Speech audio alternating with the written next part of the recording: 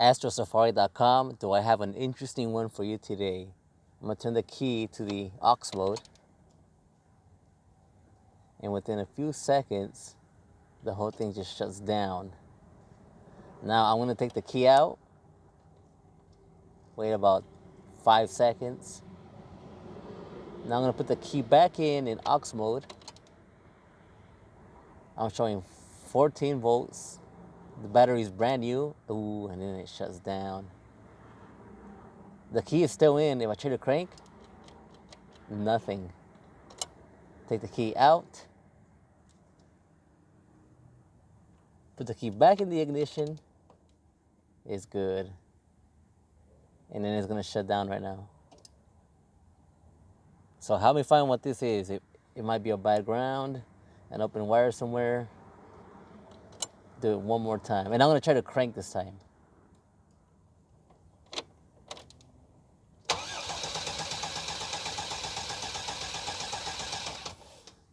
And then after that, 5 seconds, it just all power cuts off no matter what I'm doing.